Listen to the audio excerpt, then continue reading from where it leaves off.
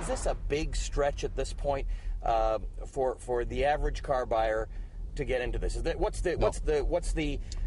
It's not going to be. It's not going to be a big stretch. I think first, people would like to know what an electric car look like. Right. How does it feel to drive it? Right. What kind of what is the interface with the electric car? How do I charge it? Is it complicated? Right. But the only difference really between this and a normally inducted car is the charging.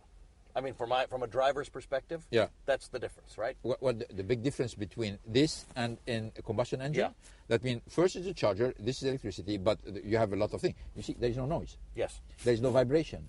Okay. Right. There is no smell. Right. There is no gasoline. Right. There is no gasoline. There is no exhaust pipe. There is no reservoir. So there are a lot of changes for the driver. Right out of the gate, there are two cars that people are going to think of as being electric cars right now. There's this, and there's the Chevy Volt. Now, you seem to think that there's a distinct difference here because you walked me around the car and showed me no muffler.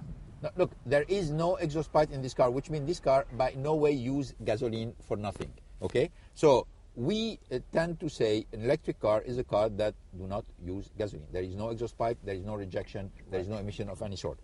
Any other car using gasoline is automatically a hybrid, right, of some sort.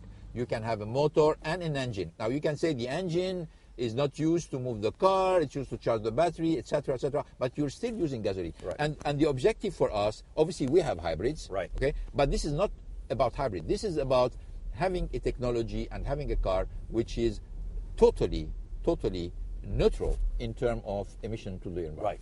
But ultimately, how big a role will electric cars play, not just in Nissan, but in the automobile industry? My projection is that in 10 years down the road, in 2020, the global car market, 10% of the global car market will be made by electric cars.